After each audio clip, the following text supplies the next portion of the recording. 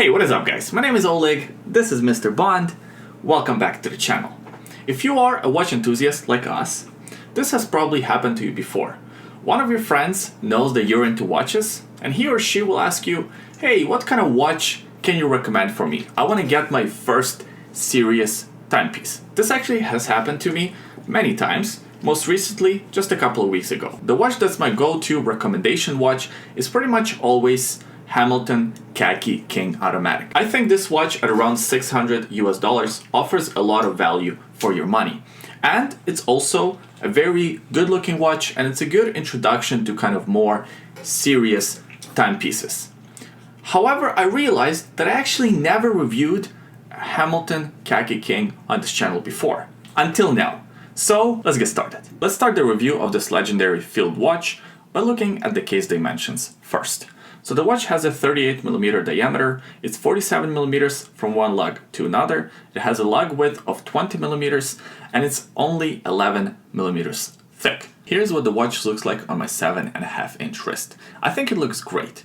This is the 38mm model. There's also a 42mm model of this watch available. I think for most wrists, smaller to medium-sized wrists, the 38mm model would look great because this watch does have a pretty long lug-to-lug distance.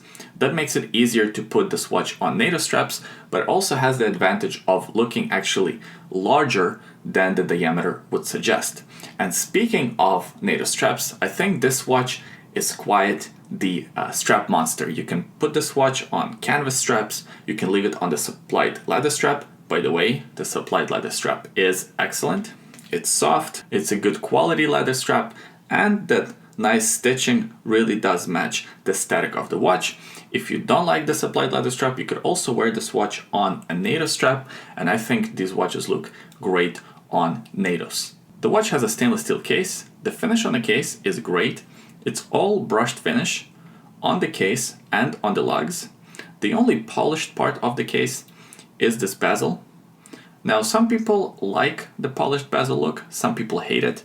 The advantages of the polished bezel is the fact that it gives the case some contrast, plus it's a little bit more interesting visually to look at. The disadvantages are, of course, that it's a scratch magnet. Bezels are usually the first thing to get scratched up in your watch, and having a polished bezel, well, that's just inviting trouble. The crystal on the watch is this domed sapphire crystal. Now that gives a lot of reflection. This is not an easy watch to film because it does reflect a lot. Some people love it because that makes the watch a little bit shinier.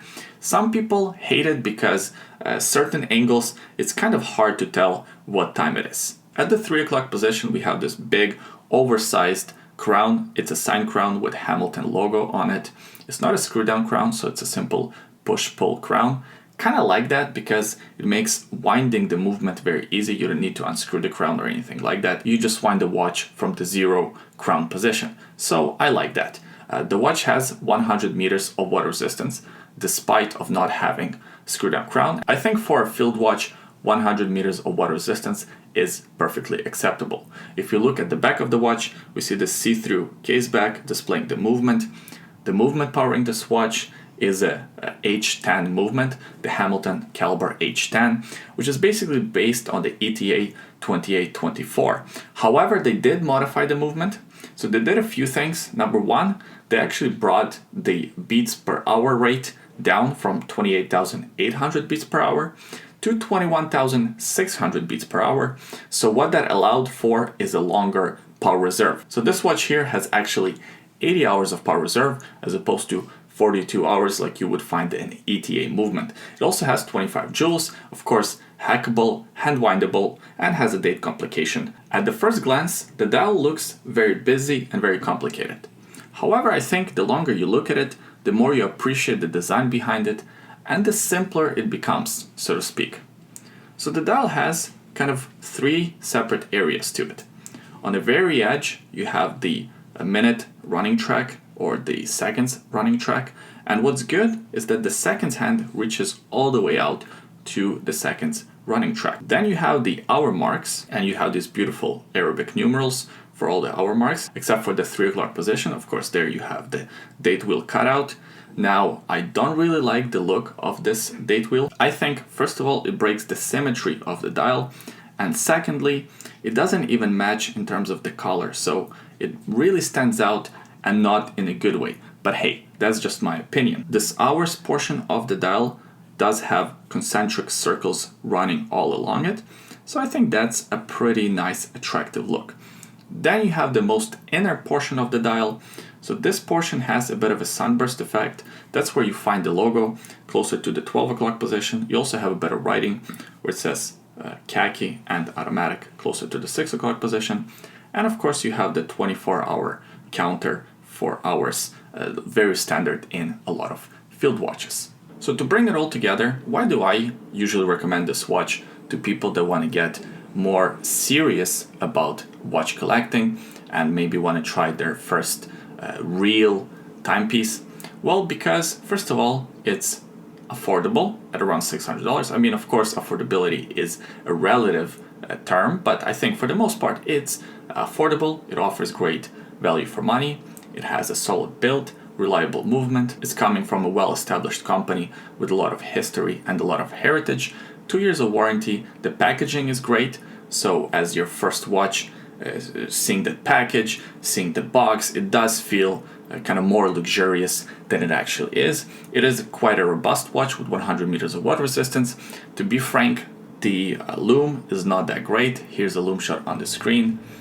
I think it's okay, but it definitely could be improved with maybe future versions of this watch. So this Hamilton offers quite an attractive package for you to really get invested into watches as a hobby, or just to kind of dip your toe in the water, so to speak.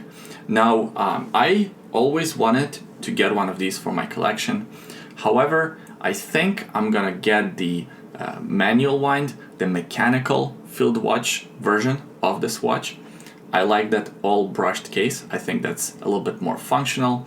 Plus, I prefer that look, the clean dial without the date wheel. However, I would still recommend this watch to anyone who's just trying to get into mechanical watches, who's trying to get into watch collecting as a hobby, because automatic movement is just a lot easier to maintain. You don't have to keep on reminding yourself to always wind the watch. I appreciate you watching this video until the end. Please give it a thumbs up if you enjoyed it, subscribe to the channel if you want, that helps a lot, and leave a comment in the comment section below. Let me know what you think about Hamilton Khaki watches. Do you have any in your collection? Are you planning to get some? Leave all those thoughts below. Before I leave, I want to give a huge thank you to a friend of mine, Vishal, for lending me this watch for this review. He lent 4 watches in total. This is the second one that I'm reviewing. There's still 2 more to come. I'll review those in the upcoming weeks. By the way, today on my wrist, I'm wearing Richard Legrand diver watch. I reviewed this watch about a year and a half ago. That video can be found on the channel. I will also link it in the description below. Also in the description below, there's a secret link. Have a look if you're curious. Thanks for watching this one. Hope you enjoyed this review. Hope you liked it, and I'll see you guys next time. Bye.